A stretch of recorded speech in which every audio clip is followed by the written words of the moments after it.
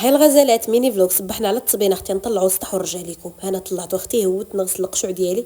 كنحك هنا هاد الجيراده اللي مره كنجبر شي نقيطات في الزليج، كتقول لي حكوا راه فين ما نجبر شي نقيطه وهادو ونحك نحك نحك نحك اختي حتى يرجع كيشعل. ايوا صافي المهم شويه بشويه. وقلت لهاد الغمال الحبيبه عمرها الدار ملي دخلت لا ولا غملت ولا شميت الريحه د الغمال. وهذا العام تبارك الله مع الخيرات الشتا غملت هذا القنيت هذا كوزينه مع الباطيو. الكوزينه جات عندي فيها الباطيو، يعني الشتا دابا وساعه ديك البلاصه مدعدعه متخطخه بالماء ما كنشفش. او صافي غملت تخرج شويه وجد الفجيوه. نعاودو نصبغوا هاد البلاصه هادي شي سطيل صغير نعاودو نصبغوا ان شاء الله يا ربي. صافي هنايا ادم شرط لي اختي في الحيط بالستيلو اتجاه الكوزينه هذا، رجع حالته كامل خصني نصبغها من هنا. ايوا صافي عملت له البارفان هو كامل. جيت نقاد لهنا الحاله سندس قالت لي جاتني بروده في رجلي، عملت لها تقشرات لبست لها باش تحفظ اللونجلي. ايوا صافي راني مراقباها هاي. ايوا صافي عبد الحليم كنت صيفطو يتسخر هود الحومه الشوك تسخر لي هنايا كيف ما جا قال لي انا نعاونك باقي ما عملت الغدا. قلت له باقا. قال لي راه جيب لي الجلبان ويباون نقشرهم لك. صافي كنرتاح. صافي جوزتها بواحد الشفيفه هنايا على الارض. ايوا صافي اختي وكنشوفك اختي عا كتفرج وكتهرب ما كدير جيم ما كدير متابعه حشومه كاع. كنساو لي جيمات بزاف. صافي هنا جيت نشارك معكم. السخره اللي جاب الربيع جاب لي الجبن، الليمون، الورقه غادي نعمل بريوات اختي، وجاب لي واحد جوج دجاجات.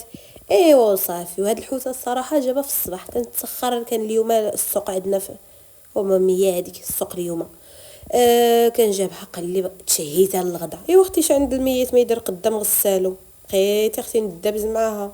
جربت بالحكاكه، جربت بالشفاري، جربت بالاعصاب، خرجت لها دمها كامل. ايوا صافي رجعت كتشعل واخا هيداك مهم.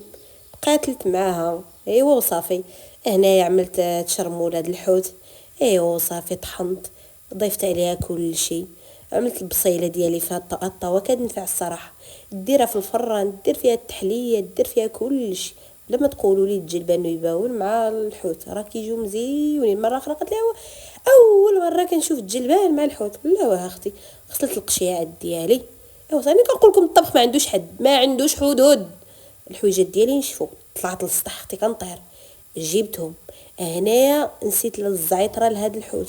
صافي يا اختي وانا ندردر عليها ونرجعها للفران. وهنا قلت لهاد الدجاج قلت راه نغسلهم ونسكسفهم اليوم باش غدا ملي جينا ندير بهم بريوات يكونوا الدجاج مغسولين وبويض وكيشعلوا ونقيين. باش نتوما عارفين الدجاج خصهم يتغسلوا ويبقاو نهار عاد باش نعدلهم باش كيجيو فتيين. ايوا صافي اختي سكسفت عليهم رجعتهم ناضيين الله يعطيني الصحه حتى الغدا. وغادي تشوفوا معايا البريوات ديالي والفيديو الحوته غتشوفوه بوحدو باش تشوفوها كيفاش طلعت. ايوا صافي اختي وهنا وصلنا لهذا الفيديو. وعواشركم مبروكه وبسلام عليكم وكنحماق عليكم كيف العاده.